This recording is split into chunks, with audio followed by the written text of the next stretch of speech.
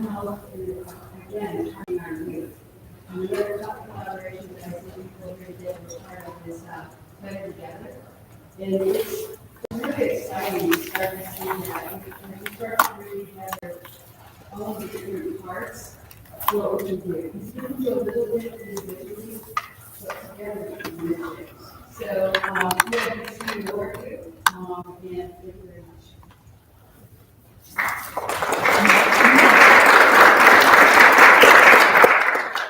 We are so lucky to have this partnership with the Terrible, and the grant is like the stars aligned, and when we first approached the Terrible, let's do something, and all of a sudden this grant came in, and we think, wow, somebody bless us today, so, thanks.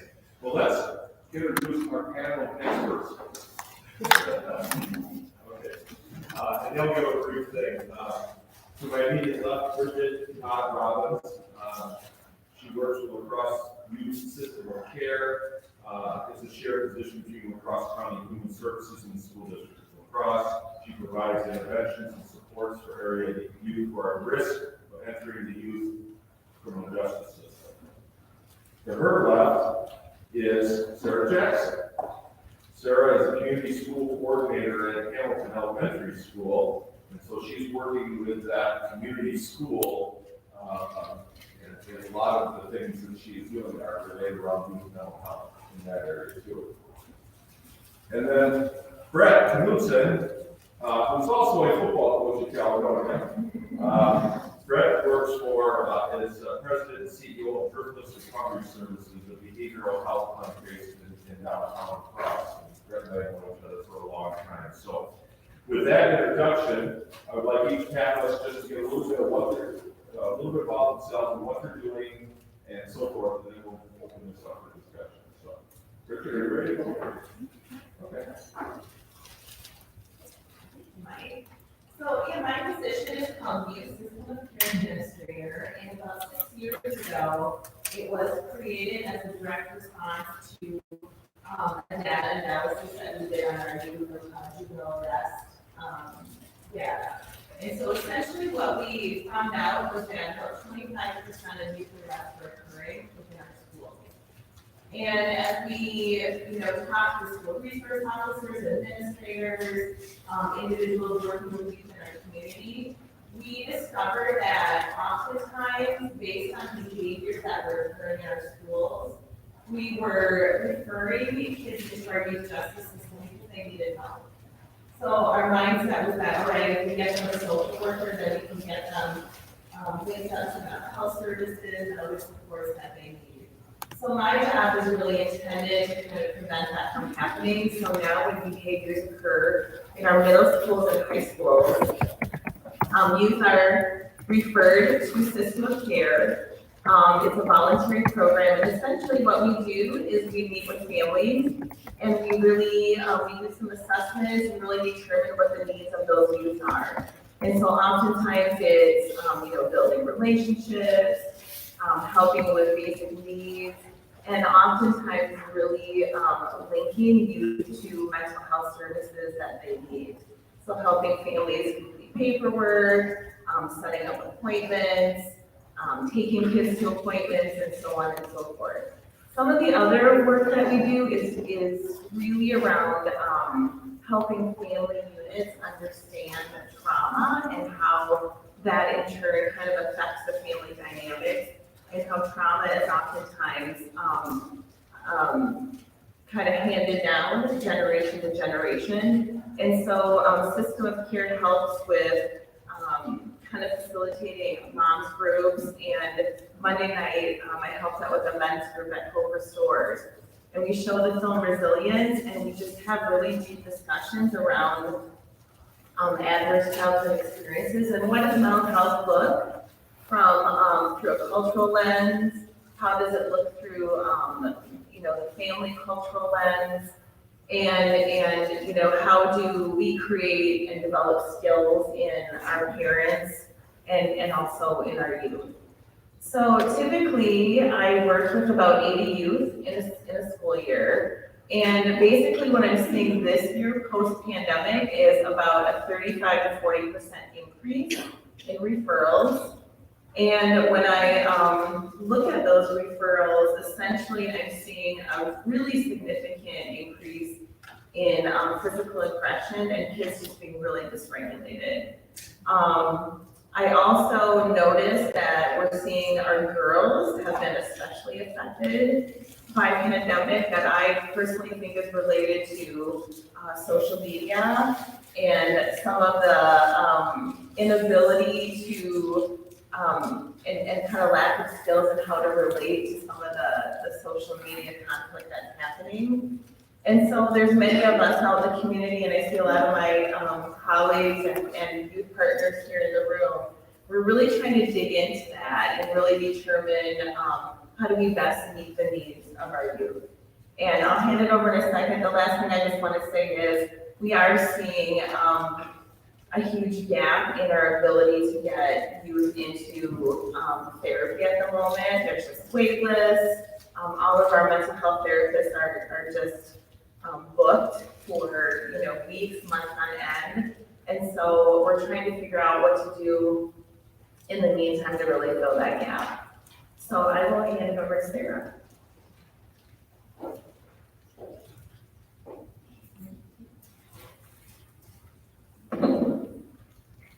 My name is Sarah Jackson, and I am the community school coordinator at Hamilton Elementary School in the La Crosse School District. This is Hamilton's fourth year as a community school. And I guess I'll talk just briefly about what that means. Can you hear me? Okay. What a community school is it's a real thing. It's like it has a national standards. There's a model we're following, and there's kind of like three big things that separate it from a traditional elementary school or any school. The first is it's definitely an equity strategy. It's a way to really make all citizens and all people within a school neighborhood heard. Secondly, we're really looking to take things from being more transactional to more transformational. And every school is compassionate, and they do it well. You need to coat, you're cold, you need to coat, you're cold. You need some food, here's some food, but we're really more interested in getting at the root causes of why can't you have your own coat, or why can't you provide your own food for your family, and really looking at getting at root causes and having more of a transformational impact on kids and families. And then this is the biggest part that sets community school apart from a traditional school, and that is we do a very, very in-depth and thorough biannual needs and assets assessment. And what we do is we split into 4 categories. One, students. So all students, K through 5, staff, so all staff within a building, including custodians, cooks, just teachers. And then we look at families, and then also our community neighbors, as well as our community partners. And we have to calculate the number in all of those categories, and we cannot stop asking our questions and seeking input until we get to 75 to 100% engagement. And we're only asking 3 questions. What do you love about Hamilton in your community? What do you not love about Hamilton in your community? And what's your vision for Hamilton in your community or for kids? What are 1 or 2 things that can make Hamilton even better? And so we're just looking at that, and when we're finished with us, the subgroup, we go through all of the data and look for themes. And then from those themes is where we really pull it and build the stakeholders from all of those groups to we look at, let's get to the root of that. Let's really pick that apart. Do we need to ask more questions? Do we need to have more interviews? Do we need surveys? You don't always get the most robust information from surveys, so the conversation has been great in seeking that. I'll leave it at that. I could go on about that for a long time. The other thing just to know about why Hamilton, so Hamilton is one of 2 community schools in the district, the other is Northside Elementary. And one of the reasons that those schools were chosen is they're in very marginalized neighborhoods and very marginalized populations. Hamilton, it is the only minority-majority school in the district. Right now, we're about 60% kids of color, and that has to be considered in all that we do and how we meet needs. And then the other is we're also the highest percentage of low income, where 83% of our students are for reduced lunch. So there is a significant amount of need at Hamilton, so it just seemed like a good starting place. And what we're hoping to do is make Hamilton and the hub of the neighborhood. Our kids, our families, they know Hamilton, they're comfortable coming to Hamilton. I take a lot of pride in the really good relationships with kids and families. So if we can be a bridge to a service or a need to make it, to meet a need, like we want to do that and leverage the relationships that we have. And make sure, there's a lot of great resources out there, but through our needs assessment and the relationships that we do have, we're able to really know what partners will connect with our families and are, very like-minded, and hopefully the goal is to change trajectories. So that's a little bit about Hamilton and the community school.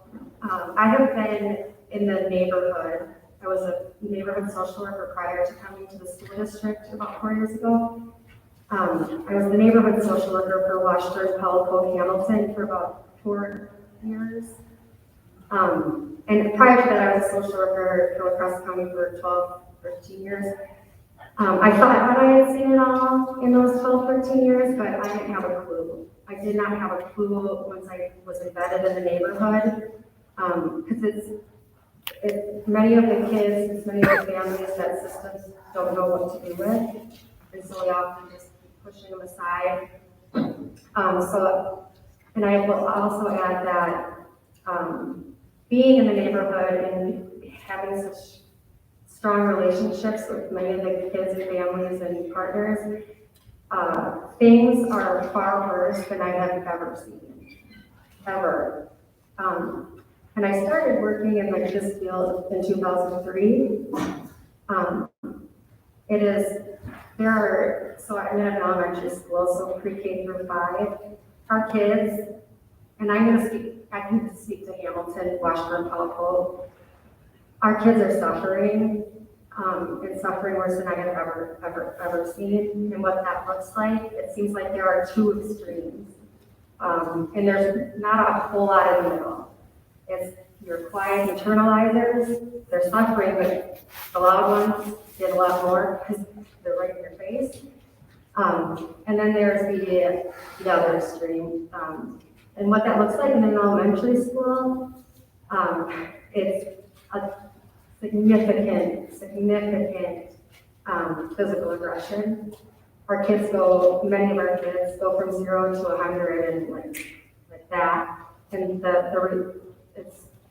it's right away, just want to fight. Just want to fight. It's like survival of the fittest. We're seeing like a lot of defiance.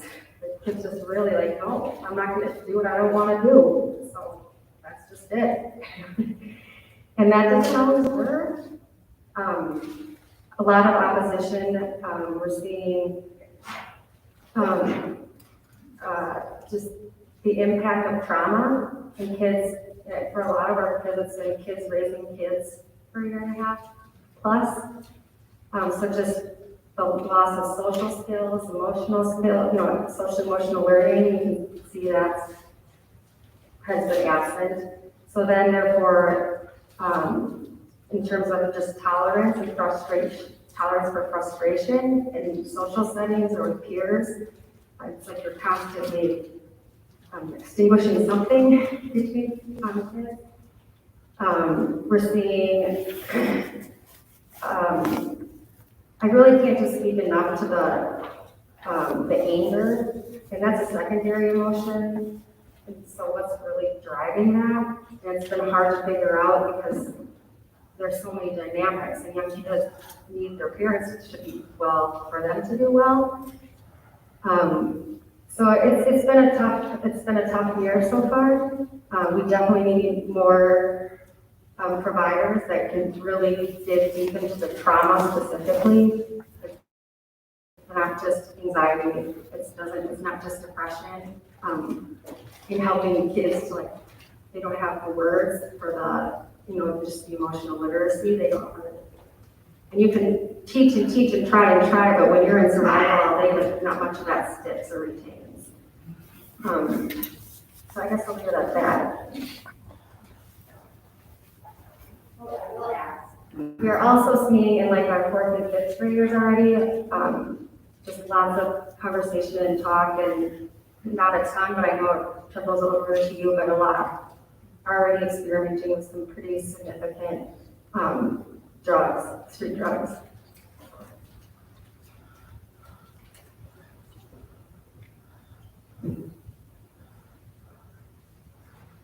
Hi, everybody. My name is Greg Goodson. They're much better at talking than I am, so I have to write stuff down, so bear with me. Again, my name is Greg Goodson, and I own and operate Griffith Recovery Services here in La Crosse, Wisconsin. Griffith is a behavioral health clinic. Currently have 8 providers, social workers, LPCs, things like that. We have clients ranging in age from 3 up to about 80. My specialty is working with adolescents. In addition to my caseload of about 250 kids at the clinic, as Mr. Desmond said here, I do coach football in Caledonia. I'm on the Hazelden Betty Ford Youth Advisory Committee, and I do collaborate with a lot of local school districts. So I feel like I'm around and present for a lot of what I've been able to see as far as youth mental health in our community. And what I've seen in 12 years that I've practiced here, I'd say the last 2 years has been the most dramatic that I've ever seen. Different types of mental health, Sarah spoke on it a little bit. It's not, and certainly not belittling anxiety disorders, depressive disorders, things like that. But the types of mental health that we're seeing that require significant service, prescribing services, things like that, in youth ages anywhere from, in my world, from 12 to about 17 years of age, has gone up significantly. Like Ms. Todd said, I attribute a lot of that to how big the world has gotten for kids. I think back to when I was a kid in school, in the late 90s, early 2000s. If I wanted access to my friends, I had to go find them. I'd get on my bike or whatever when I was a kid, ride into town, figure out where everybody was, and go from there. Access to kids from other communities just didn't happen. Even where I went to school in Westgate, you didn't know hardly any kids from Grover, even though it was 7 miles down the road. Now with technology, it's like there's no boundaries for kids.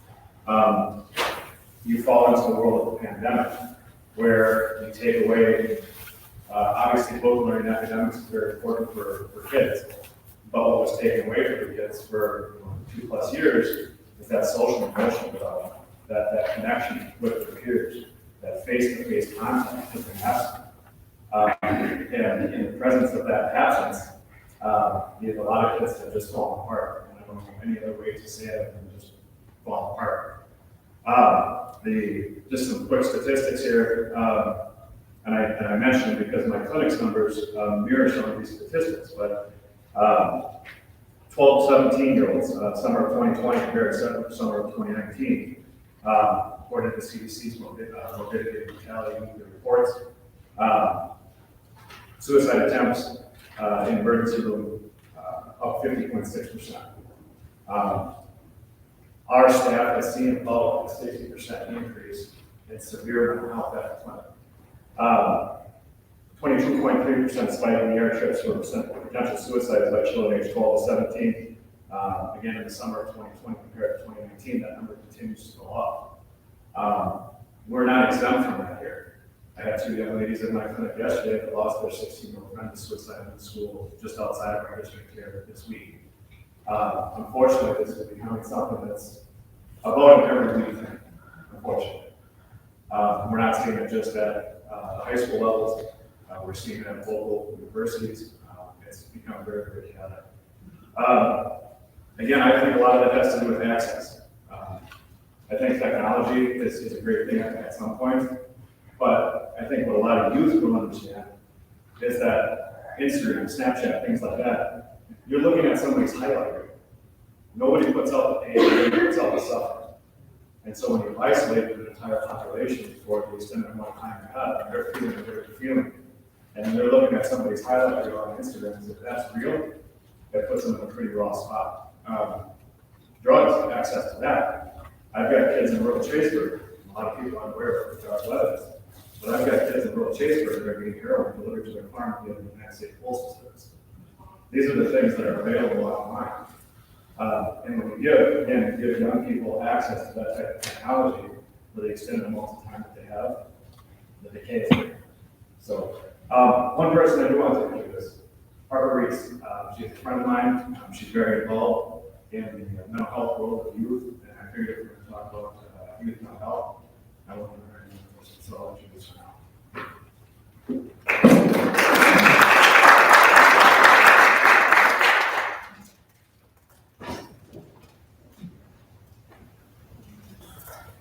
Hi, I'm Harper Reese. I'm a sophomore at Central High School, and I work with PATCH, which is basically an organization that works with healthcare providers and peers to better the relationship between them.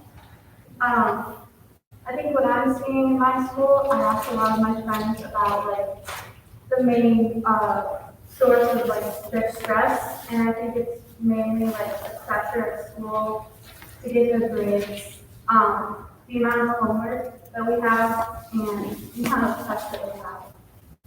Because I think there's a really big pressure to like take the hard classes, the AP and the honors, and especially with the kids that really want to get all A's. They take all of those classes, and there's this pressure because everyone's asking, oh, what did you get on your test? And if you don't answer, well, it's obvious that maybe you didn't do good. I think that the teachers, they try to like help and ask questions, but and I think they implement some like, we have a Character Strong program that talks about builds character, but my peers, that I feel like when they do it, they're not fully engaged. We kind of complain about it, and I feel like it's not getting to the root of the problem. It's telling us, oh, go home and meditate for 2 minutes.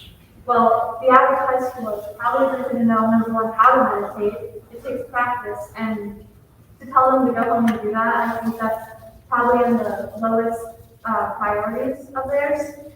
I think like balancing the pressure of school, sports, friendships, social media, just comparing yourself a lot, not only with like schoolwork and like grades, but just, looks and how you dress and how you act at school and like the popular kids and the nerds and stuff like that. I think that there's just too much pressure and they don't know how to handle it. So then there's a lot of use of drugs. Half the time I go into the girls' bathrooms, there's a stall of girls vaping. And it's kind of uncomfortable, and I think that's kind of, I don't know if they're using drugs to numb the pain or that's what's causing the pain, and I think it's a bit of both. But I think in high school especially, it's not as obvious, the mental illnesses that are happening, because a lot of kids hide it and they mask it. But just yesterday, like my best friend was diagnosed with depression, and it's a lot more prevalent than you think. Yeah.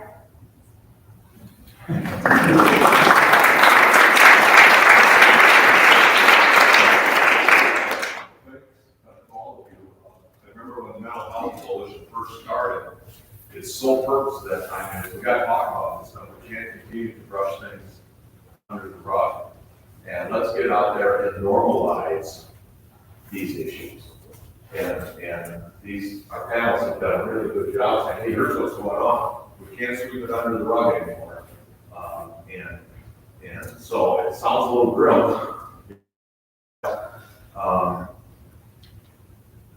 think at this time, if you have any more questions, then I want to open it up for questions. can I just say something? Absolutely. So, and I didn't get that, I wanted to get Carver introduced there, but, this is what needs to happen. I appreciate you guys for taking time out of your day to come here because, I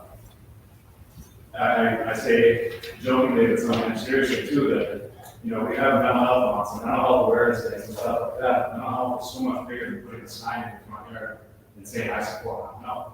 We have to have these discussions. We have to have these conversations. We have to be able to open up and find these resources. And we're not going to be able to do that without having conversations. Particularly again, in just my world, athletics, boys in our world have been taught this macho way of not having conversations about their emotions. And that they're somehow trained into thinking that emotion is a bad thing, and that just shells them and isolates them. And unfortunately, that's spilled off into all populations. And I think that as adults, we have to, like Mr. Desmond said, have to have normalized conversations about this, so the young people are encouraged to speak about it, not hide about it. Like Ms. Harper said, it's probably a combo of some, both fight campaign and maybe some creating. But I never look at substance abuse, particularly in young people, as a problem. Ms. Jackson said earlier, she doesn't look at anger as a secondary emotion. Well, drugs and alcohol are typically a secondary problem. And if we can get to the full root, which is usually some form of loss, some form of trauma, some form of inadequacy that's been developed over the lifespan, or to get to the point that they are in such a desperate spot that they want to alter their reality, then we can start making progress. And so I appreciate you guys taking time to be here today. So great. I want some questions or comments, whatever.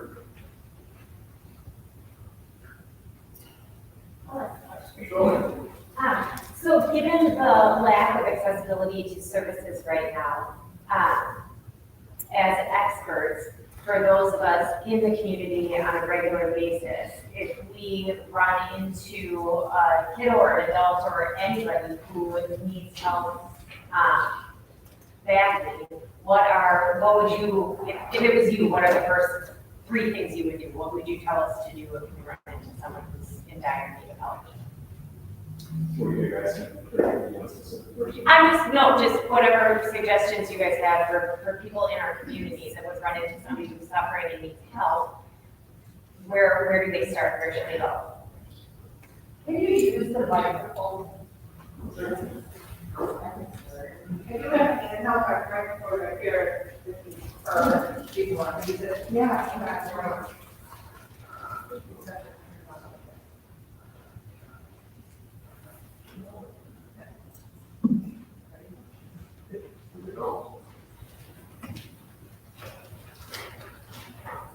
Speaking strictly about middle school and high school students, my first reach out would be to the school.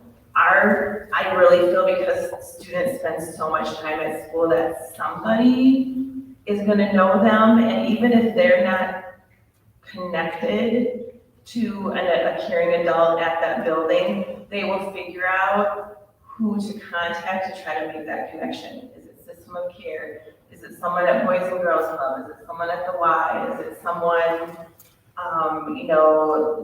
many of our other youth serving agencies? And so a lot of the work we do initially is just relationships. And, I don't force kids to, go to therapy, but I have conversations about it. I have conversations just about, I do the iceberg activity a lot with kids. What's just going on under the surface? Let's just name it, and then we can talk about what you want to do about it. So that's my advice, is to start with flow.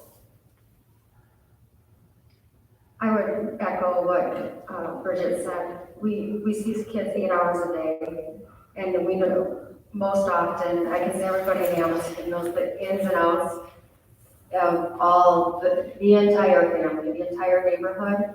And then I would also say, who are your 3 people? Start with who do you have relationships with already, and leverage that to find support that's going to be meaningful for that individual. So from my point of view, as a provider, when my partner and I started Girls Recovery Services, somebody had said previously, transformative care. We have policies where we don't turn people away because of money. If you need help from mental health, I want to increase access in that way. Ms. Todd talked about relationship. There's agencies out there that, for us, I've got 8 providers, and they mandatory that they have at least 1 hour open a day for emergency services. If a parent calls in and their kid is in crisis at 10 o'clock in the morning, they can usually be seen that day. Maybe not for a full assessment and things like that, but get their butts in the seat, set them down, and they move it from there. For us, it was a process of trying to increase access and not do things in such a rigid manner. Mental health is in the process. It's different than any other disease. I've got friends that are neurosurgeons, heart surgeons. If you have a heart problem, you can go in and see a heart surgeon. They don't even have to crack the chest. They can go in and play a little wire and fix your heart.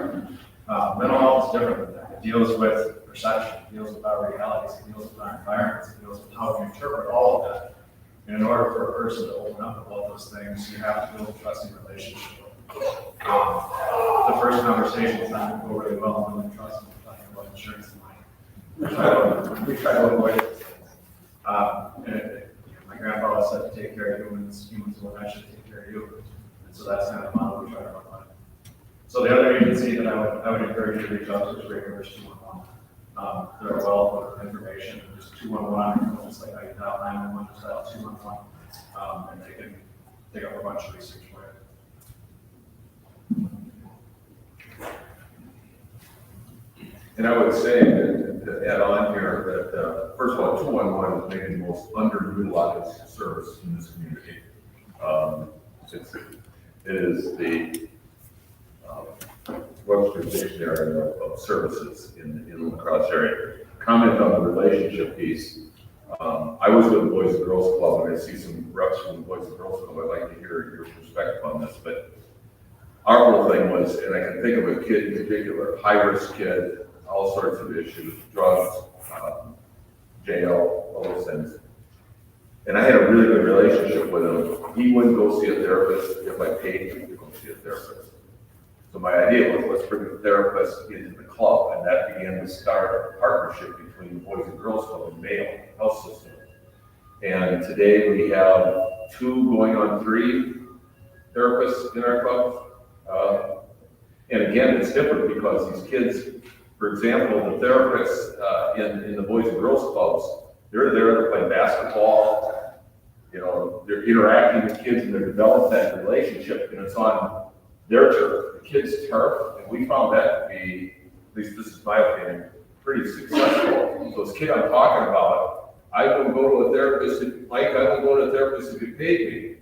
And I'd see him going into Laquita's office all the time because he didn't feel threatened, he didn't feel judged, he didn't feel all those things. So, and then of course, the people at the Boys and Girls Club have the ability to refer out if things are beyond what they probably should be handling alone. So I don't know, Andy or Joan, or anybody want to comment on what you're seeing at the Boys and Girls Club? I think a lot of the behaviors that we're seeing reflects a lot of what Bridget and Sarah talked about. I think what Mike said about relationship building and meeting kids where they're at is very similar to what Sarah's doing with the community school at Hamilton, being there with families and developing that more of a holistic approach to the family, not just to an individual child. So I would just have to agree with meeting the kids where they're at, and it starts with the relationship building. And it's something I've heard Mike say hundreds of times, the importance of building a relationship comes first before you focus really on just about anything else. So I just agree with what you guys said so far. The other thing that I would just add with our kids, especially little kids, learning and all that and changing like a worldview happens through experience. It's really hard to just talk at 4, 5, 6, 7, 8, 9, 10, 11. marginalized at that with layers of trauma. It doesn't make any sense. It's a completely foreign world. So just offering learning through experience or experiencing new things and healthy relationships and over and over and over. I would just add that to the relationship piece. Questions? Yes, Becky. So, we do have people joining us online, which is great. The question posed is, for parents of youth with mental health issues, what's something you wish parents would do or do? Good question. For me, in my experience, having the courage to have difficult conversations. As parents, we love our kids very, very dearly, and the last thing we want is to see them suffer. However, sometimes when we do see them suffer, we panic and don't know how to respond. And sometimes we then kind of fall into the problem area of learning, which is silence. We just kind of silence ourselves and we sit still and hope that it goes away. And that's really where it starts to steamroll. Even if they're uncomfortable conversations, being able to understand emotion, it goes back to what we've talked about previously here. Having some emotional competency and understanding what the root of the most of our emotion is. And I think in any situation, you can put emotion back to love. We're afraid of what's that get rooted in. It's rooted in love, right? We get angry. Why do we get angry? We get angry because we're afraid somebody might get hurt and we don't want to be hurt because we love them. And so I think a lot of times just being able to have the courage to have those difficult conversations. Yeah, I couldn't agree with you more. And as a parent of, a 19-year-old, I think just being able to recognize signs of some issues, depression, anxiety, having those difficult conversations. And I think you're right on, Brett, coming from a place of love where it's like, this is my job as your parent to make sure that you're okay. But I also think there's this, sometimes what I feared prior to the pandemic is that sometimes we look at youth and we think, wow, I'm projecting this onto you, even though it's sort of normal for kids to go through tough times in middle school and high school. And I think we have to remember that too, that, kids just, this is a hard time. Those 6 years of 6th grade to 12th grade feel like a lifetime. And I think many of us can look back at our middle school and high school years and still think about those times. So I think, anything we can do to, there's a great training called Mental Health First Aid, and it's just understanding signs, symptoms of some issues that might be going on with our kids and how to talk about it. What is the mental health first aid? Where would that training be? Through Better Together has provided that training in the community, so I know we're kind of looking at more opportunities to offer that, and we're training trainers, so that this will be something that we continually offer in our community. I would also, a lot of our parents, we have conversations about just listen. Don't have to fix everything right away. It's okay to not know. Reflect, ask questions, and also be open to the idea of that my kid's suffering might have something to do with how I parent or my choices or my decisions, and how you can get to the root of that. Any other questions? Yes, sir. I was just going to follow up on the parent question and then comment as well. I'm Steve Dawson. I'm one of the pastors of the Care Ministries pastor at First Free Church in Alaska. And the parents' question is good. I appreciate what each of you said. One thing I would add that I see is, as parents, whether it's us or parents many of us have our own mental health issues, and especially if we're a little bit older, we didn't have the access or it wasn't as normalized, still not enough as it is today, and it was much more, something we never dealt with.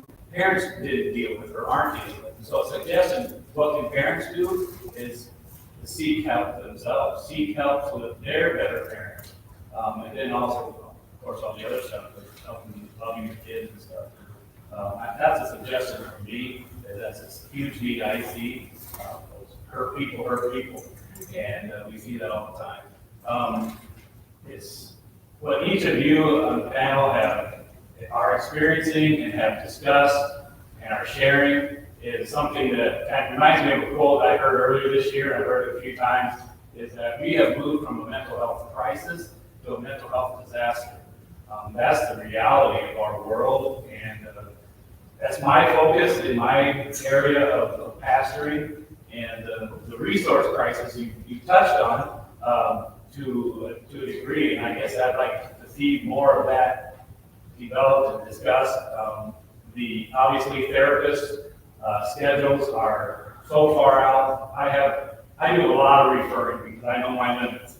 I'm a pastoral counselor, a biblical counselor, but I'm not a professional therapist. I let people know that all the time. And I'm referring out into the community.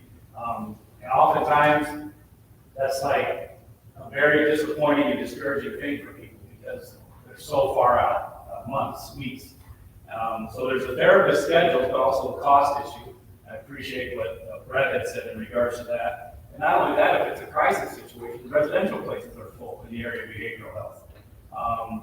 And I'm a pastor of one church, and I'm 3 to 4 weeks out dealing with counseling situations. And so it's deep, it's dear to my heart, and I do what I can do. We've done some, I feel, some very strategic things in my ministry and what I do in this area specifically of mental health. But I recognize there's so much more to do, and that whole resource issue is a difficult one. That's my comment.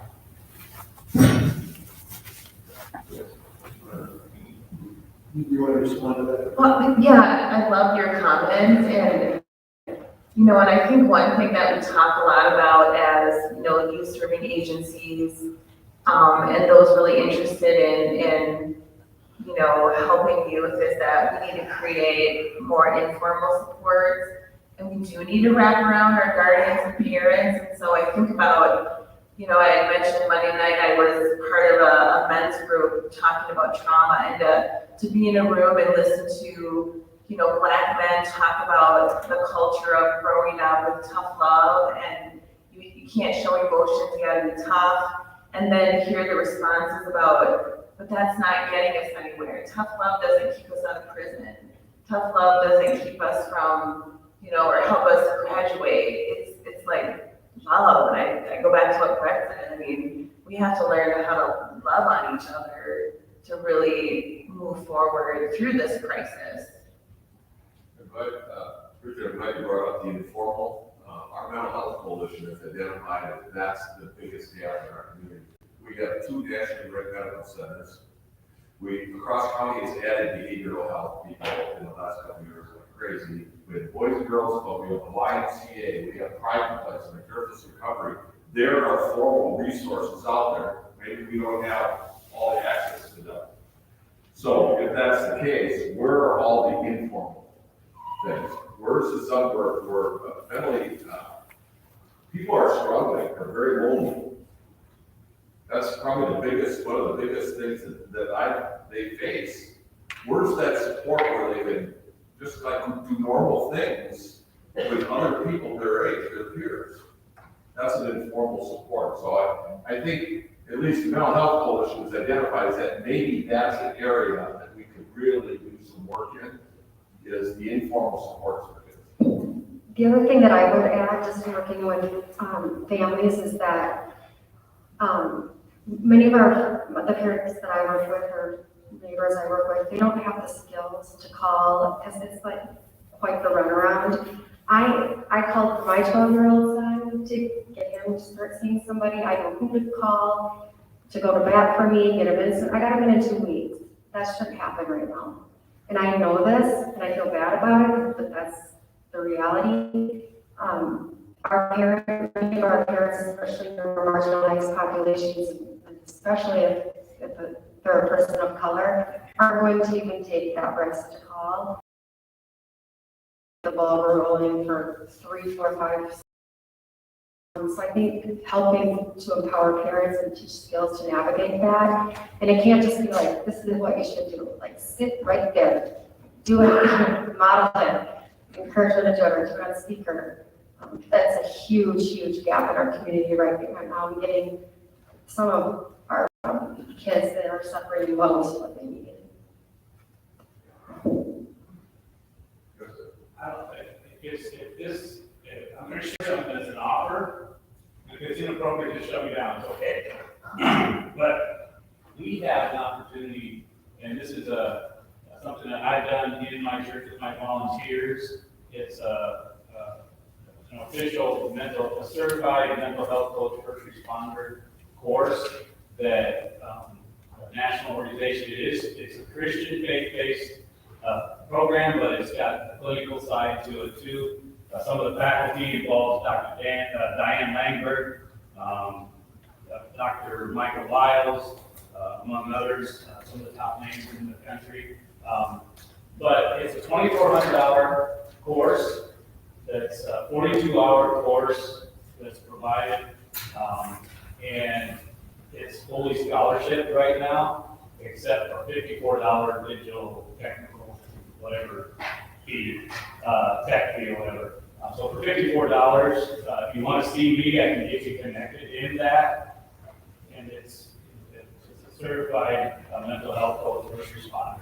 It's not making you a professional therapist, it's not doing that. But it's a wonderful opportunity for something like that. I was able to offer, we actually had 30 people in our church sign up for that last year, and still available. And that's something I would love to offer the community in regards to that. My question is for Sarah. So you mentioned that your school has 60% kids of color. What is our community doing to find counselors, teachers, and other people who look like these kids? Because I think it's pretty obvious that there's a huge issue there. Kids need, I would say, elementary kids, middle school, high school, need to have people they can trust. And if they don't have someone who looks like them, how can we expect them to trust them? Great question, great comment. Something that we talk about in the district and at Hamilton, and I know lots of places in the community. But something that I can say that Hamilton is doing is we're going to work, I think, 3 different grants specifically for that, and to close the gap with that inequity. The other thing right now is that we're working on providing like a stipend to persons of color from Viterbo or EWL to help support their student teaching experience at Hamilton, and hopefully keep on after that. The need arises. So those are a couple little things. The other things are partnerships and just relationships at partnership levels. We have Ebony Hyder is getting her master's degree in mental health social work. And so she is doing her internship at Brave Spaces, and they come in. So Ebony is a person of color that meets with a handful of our kids right now. Those are just a couple of things. It's in conversation all the time though. So we're coming up close to our time limit, but I did want to take an opportunity to ask Harper, thank you for coming. So for kids in high school, when you struggle, do you draw something in return? I think we do a good job of or at least my friend group and people that I'm friends with right now, talk to each other a lot about our struggles, and we open up a lot. But I know that's not the case for a lot of my peers. And so I think that if they're not opening up to their peers, or if they don't feel comfortable opening up to their peers, I don't think they're gonna feel comfortable going to an adult in the school. So, Mr. Mark, last question. You've been waiting a long time. Patience is the virtue. Sure. Thank you all for what you do, by the way. But I'm not quite sure how to formulate the question, but in a couple of weeks, we're gonna have a white privilege symposium. And to what extent is there a relationship between some of the struggles that kids are having and adults that, especially male, white privilege, that feel they have the right to retaliate, you know, that somehow they've grown up in a culture that has instilled in them this sense of privilege. And there's a pushback against the interest that we have in inclusion and stuff like that. They think that that's being stolen from them, and so they respond with aggression. Is there, do you see where I'm going with that? And by the way, a lot of this conversation is going to come up if people are interested in that topic. On December 3rd and 4th, there's a white privilege symposium that we have across senators. So I don't see the aggression of the white privileged students towards students of color. I see more microaggressions, and then I see the aggressive response back towards the person, you know, who is exhibiting the microaggressions. And so I think, you know, I know this is a huge question for the school district, but I mean, they have a racial equity plan. They're doing training with teachers and administrators. And my hope is that, you know, we're going to reach some of these students to attend that white privilege symposium, which is there's a youth action program that's part of that. I mean, my belief, because Mark, I do a lot of racial equity work, is that we get to the people who are in the middle and questioning, and eventually those who are really resistant will come along. Because of that pressure from peers, I think the more we can do to educate, and just like around mental health, I think that's the work that we just need to do. I think we are creating more white allies in this work though. Well, thank you. I think it's time to wrap it up. We're done for today, but we're not done. Just to give you a heads up again, Pastor Parker, community conversations run every third Wednesday of the month. And the next topic is, again? The next topic will be the future of the lacrosse area. It's January the 19th, and Mayor Mitchell will be our speaker. Awesome. And the Mental Health Coalition, you can pick up these sheets over by Jenny there, by where the lunches were. We pick up, and we're going to go the first Wednesday of every month, and it'll be here.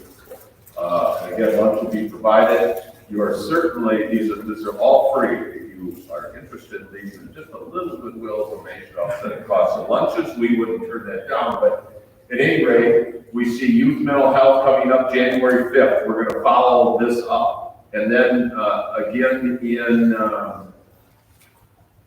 March, we're going to follow up with youth. In between, we're going to have mental health and addiction. We're having mental health regarding the system and the crisis teams and hospitals and the resources that are out there.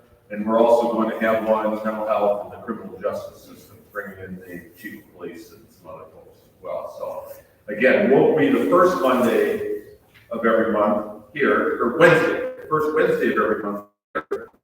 And the community conversations will be the third Wednesday of every month. So again, did we do a good job getting our experts?